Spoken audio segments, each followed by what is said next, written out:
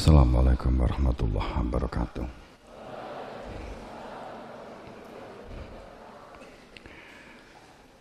Bismillahirrahmanirrahim. Alhamdulillahirabbil alamin. Wassalatu wassalamu ala sayyidina Muhammadin wa ala alihi washabihi ajmain. Allahumma ya muqallibal qulubi tsabbit qulubana ala dinik. Allahumma ihfazna kafut akhir wa nawwir qulubana bi hidayatil yakin. Qala Allah Ta'ala fi kitabil karim. A'udzu billahi minasyaitonir rajim. Bismillahirrahmanirrahim. Huwa alladzi arsala rasulahu bil huda wa dinil haqq liyudhhirahu 'ala dini kullih wa kafa billahi syahida.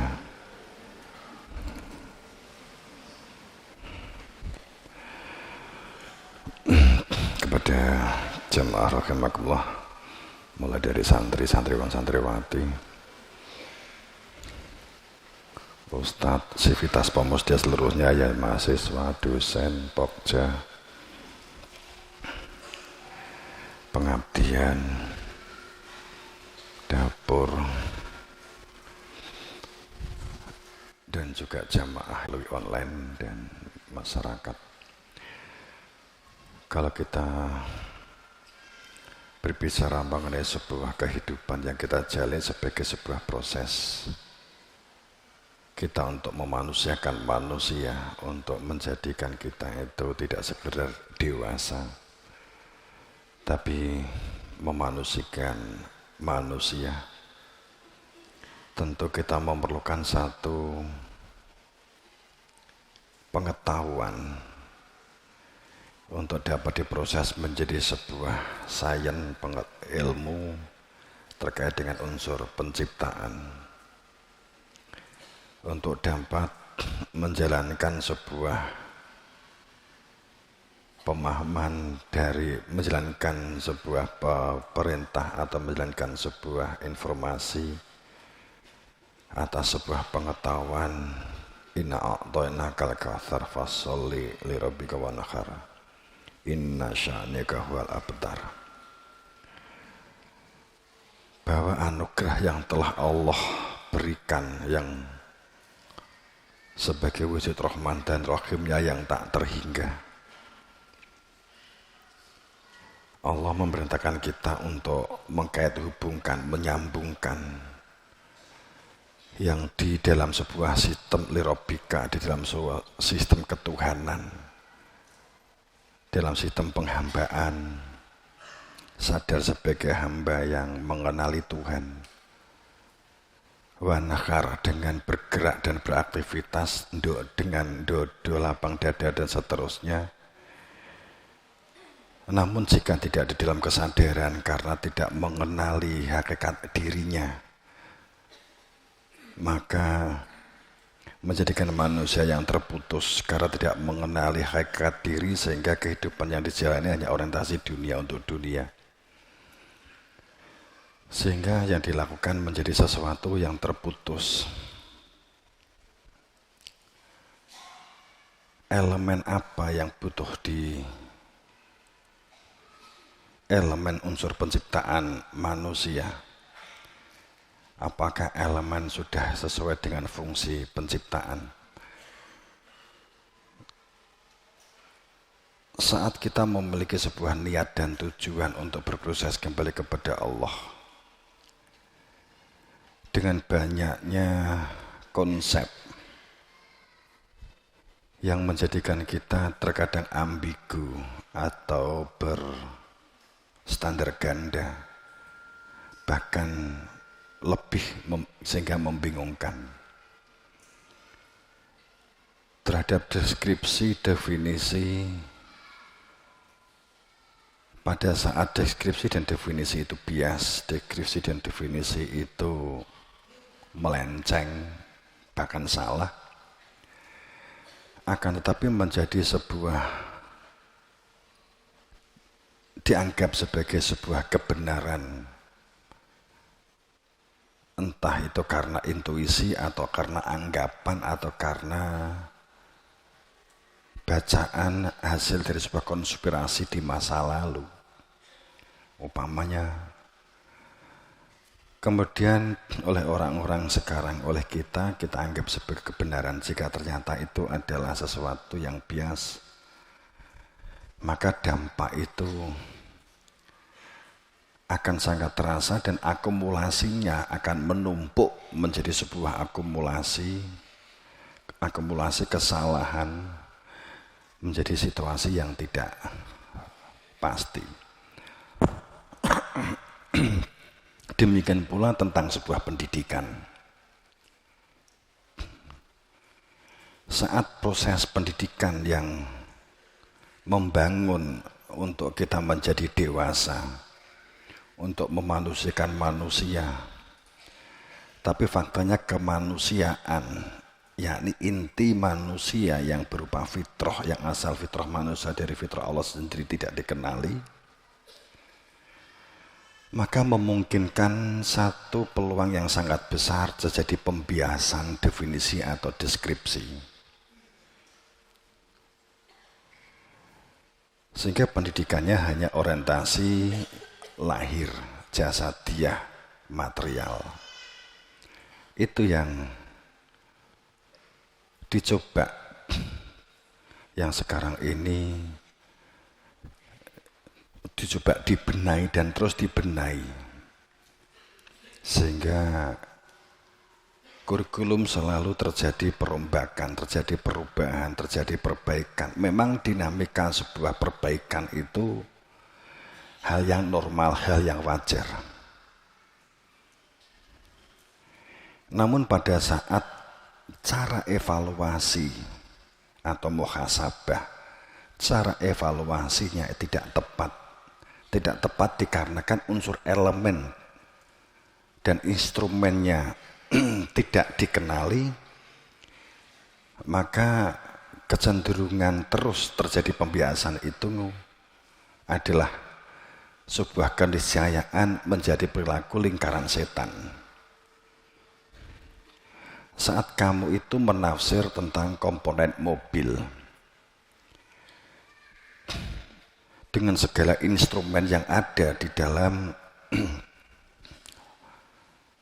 mobil yang tampak di luar seperti ini, kemudian ditafsir demikian, demikian, dan demikian, tapi tidak pernah mengenali dengan mobil dengan baik, maka pembiasan itu akan pasti terjadi.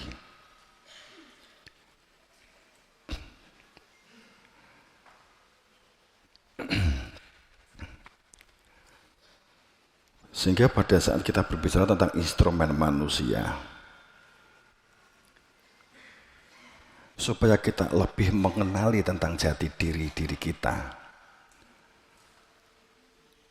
dan kita menjalani hidup ini supaya di dalam satu kepastian, seperti apa langkah yang harus kita lakukan supaya di saat ini semua ahli telah mengangkat satu ungkapan ketidakpastian, ambigu, dinamis, kompleks. Saat ini kan begitu, ambigu karena tidak jelas, yang wenang, yang sah, semuanya berpendapat. Seperti begini, hanya karena sebuah intuisi, ketidaksenangan atau karena ketidakcocokan tentang IKN, apa toh IKN, ibu kota baru, rencana pindah ke Kalimantan. Banyak orang berkomentar terkait dengan pro kontra setuju atau tidak, yang didasarkan atas perilaku kepentingan dirinya, nafsunya, sehingga terjadi polemik. Dan pengambil kebijakan tentu juga menjadi sebuah dilema. Rakyat yang banyak 250 juta ini pro kontranya, kalau yang pro kontra itu hanya seperti kita masyarakat kecil atau seperti santri umpamanya begitu, yang nggak ada pengaruhnya, mau begitu diskusi begitu saja. Tapi pada saat semua berpendapat,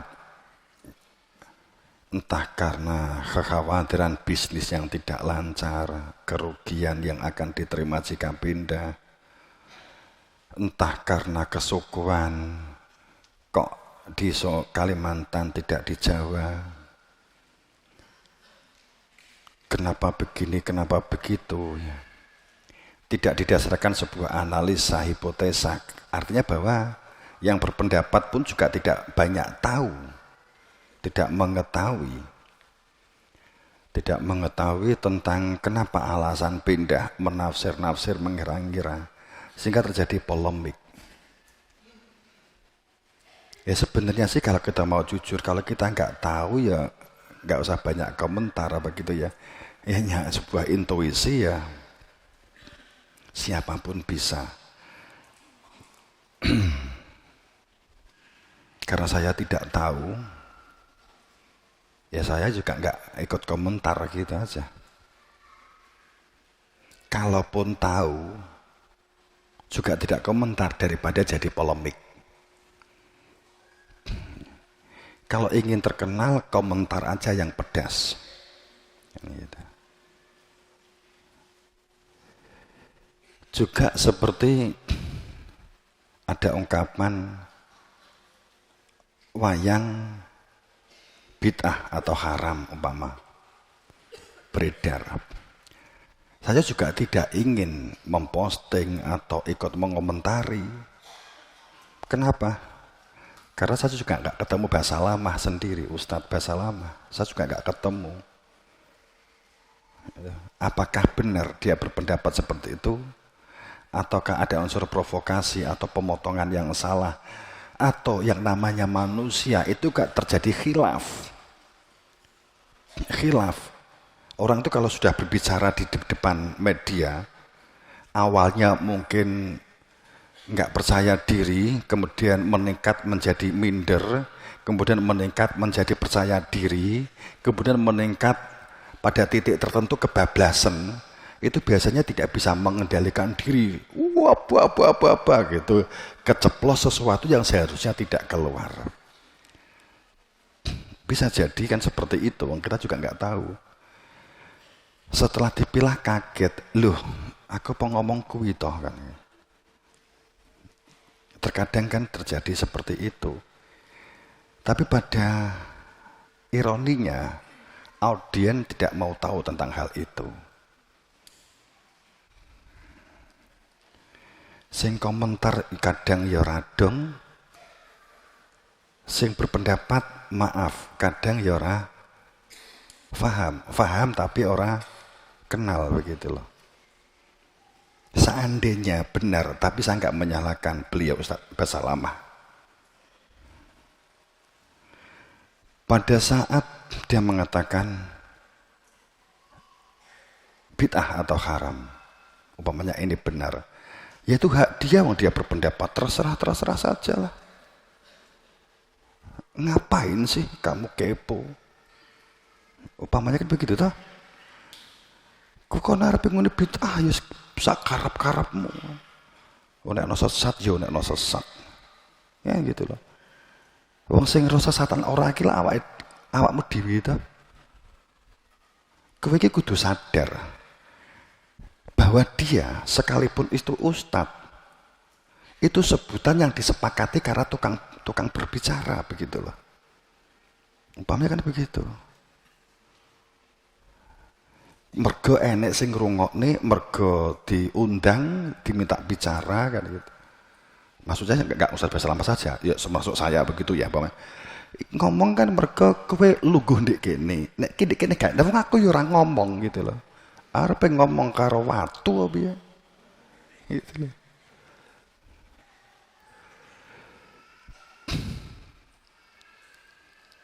Kenapa sih kita komentar sesuatu yang apa ya sekarang ini, apalagi kalau namanya jadi YouTuber atau jadi berber itulah gitu. Kalau ikut komentar kan tentu skripnya kan lebih subscribe-nya kan lebih banyak. Saya untuk duit itu jadi saya Dan itu yang terjadi gitu ya. Jadi ayo gak pengaruh loh. Ayo wes ngono kan gitu. Ya kita membuat berita yang baik. Tapi wong ki seneng banget mencari berita sing pro kontra. Itu neng berita lurus-lurus wae gak menarik. Itu membuktikan manusia sekarang itu suka yang bengkok. Sing lurus-lurus itu kan gak mau.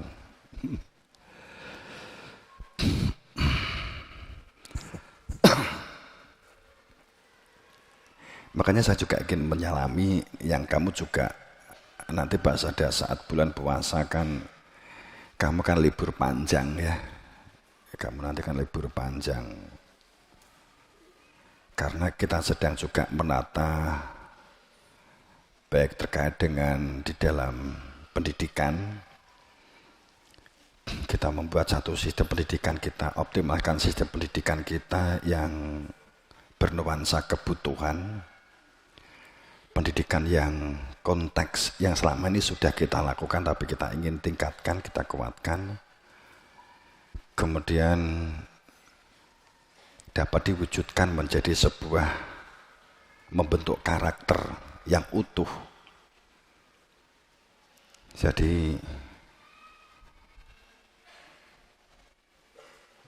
membentuk kepribadian yang akan memfungsikan sebuah instrumen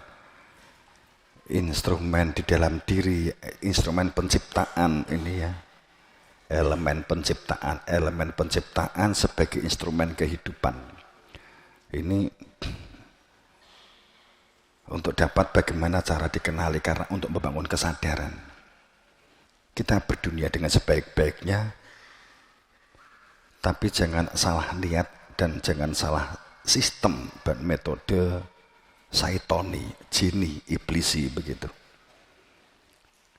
Karena perubahan sistem, mekanisme apapun, perubahan manajemen, kayak apapun, ini masalahnya bukan sistem, bukan aturan, bukan undang-undang, bukan itu. Undang-undang banyak, akan tetapi justru undang-undang yang hanya mewakili kepentingan tertentu bisa jadi juga dapat dilakukan. Pada saat kamu memiliki kekuasaan, kamu dapat membuat undang-undang sakarepmu dewi untuk membuat kepentingan diri kamu sendiri. Untung kamu nggak jadi apa-apa. Yang jadi adalah orang-orang yang suci, sehingga mereka tidak akan membuat undang-undang yang merugikan kamu, merugikan rakyatnya. Nggak ada. Untung kamu nggak jadi pejabat, untung kamu nggak jadi pengatur tata kelola. Coba kalau kamu rusak. Jadi makanya pejabat-pejabat sekarang orang-orang yang memang oleh Allah dipilih karena mereka bersih dan suci untuk membuat satu perilaku tatanan yang baldatun thayyibatun wa rabbun ghafur. Aja mbok jindir. Aku mau ngelok nih. Jadi pada saat kita membuat satu perilaku bahwa bagaimana kita membuat sebuah kebersihan kehidupan ini. Ya, kita kan kalau sesuatu itu kita nggak nyalakan sana sini, yang salah diri kita. Kalaupun terpaksa kita disalahi, percaya orientasi kita bukan dunia.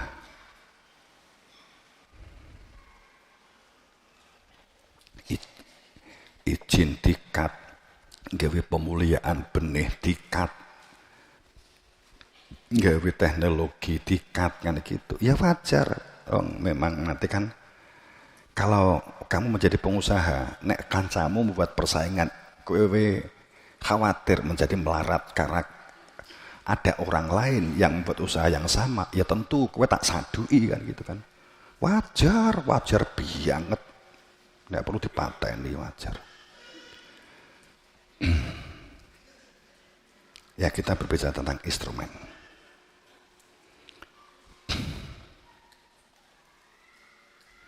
ngene iki arepe dipotong. Aku muni wajar kok.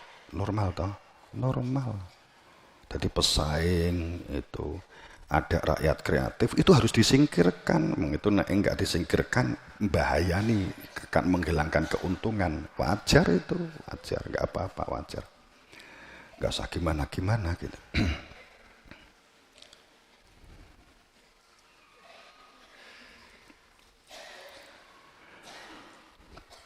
Makanya ini kalau kita bagaimana untuk lebih mengenali diri kita, openi diri kita, nggak usah ngoreksi dan mengevaluasi orang lain. Anggap saja tadi khilaf. Tadi kita aja kan nggak ngoreksi kok, saya membenarkan. Jadi saat kita berbicara tentang ini pemikiran globalnya, unsur-unsur kejadian manusia yang seharusnya dibentuk dibangun akan terwujudnya sebuah perilaku Garuda Pancasila. Bagaimana menjadi sebuah generasi yang Garuda Pancasila itu seperti apa? Kalau kita mau jujur bahwa untuk menjadi manusia Pancasila, manusia Garuda begitu ya, ini sebenarnya ada missing link terkait dengan konstitusi. Ini ada missing link. Munculnya sebuah ideologi ini ada missing link. Gambar di atas itu pada saat tengah itu bintang itu apa begitu ya. Tengah itu bintang itu apa. Kita akan mohon maaf atas dasar dari guru, dari guru, memang suatu saat dibuka. Saatnya nanti dibuka gitu. Tapi saya sekarang pun juga memandang belum saatnya. Gitu ya. Kenapa? Dan koneksnya seperti apa? Kenapa menengok ke kanan? Kenapa tengah bintang dan seterusnya bla bla bla bla bla bla begitu? Kenapa gitu loh. Dulu kan Pak Karno belum sempat mengungkap secara detail dari orang yang tidak mau disebut namanya, karena orang yang tidak mau disebut namanya pun juga tidak mengungkap detailnya, hanya mengungkap globalnya begitu. Siapa orang itu kan gitu. Ini sesungguhnya yang menjadi teka-teki. Tapi kan nggak ada. Kamu mencari siapa sih orang yang tidak mau disebut namanya itu yang akan jika itu diketahui akan dapat membuka tentang ideologi dan akan berkonstitusi. Kalaupun tahu kan juga orang kan malah justru khawatir kalau ideal orang yang sudah terlanjur dalam hegemoni mapan karena ekonomi, mapan karena kekuasaan, mapan karena kekuatan, mapan karena pakaian begini saja untuk duit, mapan karena mungkin kopiah iki aku dadi yai, terus kemudian enak ungkapan bahwa kiai itu orang nganggo kopiah gak masalah. Lah saya kehilangan pekerjaan dong. Kan gitu toh? Itu. Kalau kamu ngungkap kiai kuwi gak kudu kopiahan, gak harus berkopiah, gak harus berbusana seperti ini. Wah, kowe gagal nih saya jadi yai untuk duit. Nek diundang rono entuk ngene ngene mbok lokne ngono gendeng tah kowe. Ya mesti aku moh kan gitulah ya. Kan itu perspektifnya ini. Itu perumpamaan saya ke saya. Kalau sana-sana kan enggak. Itu itulah yang sungguhnya kembali gitu ya. Jadi ini seperti apa begitu ya, sehingga bagaimana kehidupan ini supaya kita sudah sering saya sampaikan, tapi saya ingin menyelami untuk sharing pembekalan kita, kamu saat nanti dicermati, tolong nanti dicermati agar tidak menjadi generasi yang hanya data, tidak hanya menjadi generasi yang hanya mengetahui, tapi generasi yang berilmu. Generasi yang mengetahui tentang unsur kejadian manusia yang lahir dan yang batin, sehingga kamu visioner. Kalau kamu visioner, maka kamu misioner. Jika kamu visioner, walantur nafsu makodamat ligot. Jika kamu itu visioner, artinya kamu tahu tentang definisi diri kamu, itu tahu tentang kebutuhan kamu, itu kamu tahu.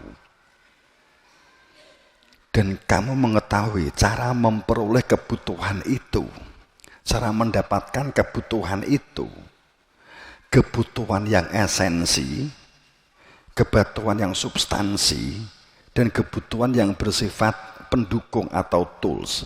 Kamu mengetahui ini. Setelah kamu memiliki pengetahuan tentang ini, maka kamu akan mampu mengidentifikasi tentang kebutuhan itu dan cara memperolehnya. Kamu tidak akan gampang terombang-ambing dan kamu tidak akan terlibat dengan kehidupan kamu.